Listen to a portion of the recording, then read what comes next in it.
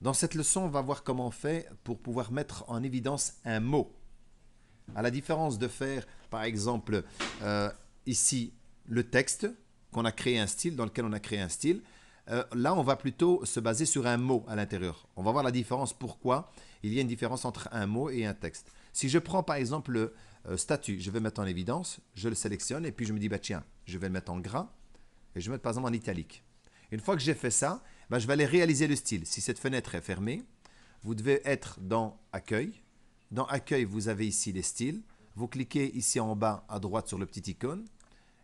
La fenêtre des styles s'affiche. Probablement chez vous, la première fois, elle s'affiche de cette manière-ci.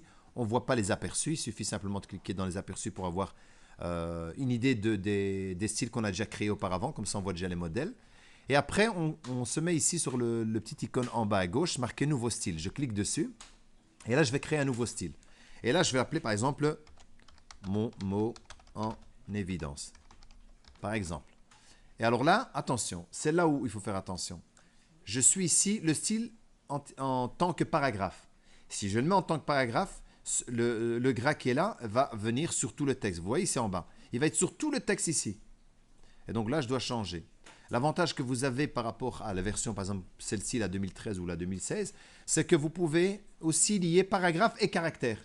Et automatiquement, lui reconnaît si vous avez sélectionné qu'un caractère ou un paragraphe pour le transformer en style qu'on lui a approprié. Par contre, ici, si je prends caractère, bah, c'est automatiquement que le caractère. Regardez ici, il y a plein de choses qui ne sont plus là.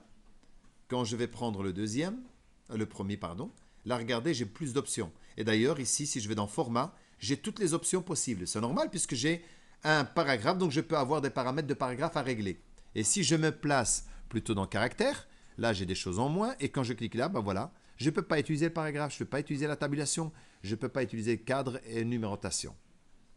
Et si j'utilise celui-ci, là, comme par magie, je peux faire les deux. Ça veut dire que si jamais j'aurais eu besoin de le transformer plutôt en paragraphe qu'autre chose, je pourrais encore utiliser les paramètres. Donc ici, moi, je vais le laisser surtout pour le caractère pour vous montrer ça. Donc je fais OK. Donc automatiquement, celui-ci, maintenant, j'ai un mot en évidence. Et je vais n'importe où. Si je veux, par exemple, mettre en évidence le Mac, je clique. Et il me sélectionne bien que le mot. Le WPS en évidence. Voilà. Et comme ça, je me dis, bah tiens, attention, là, j'ai fait une sélection. Je ne peux pas faire une sélection.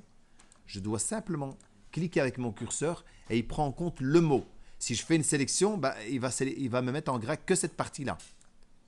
Vous avez vu, faites attention à ça. Donc ça veut dire que je vais simplement placer mon curseur où je veux sur le mot et il va se mettre en évidence, en évidence comme je l'ai choisi. Voilà, là.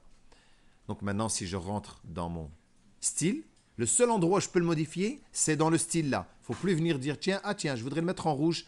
Je vais le sélectionner, je vais le mettre en rouge ici.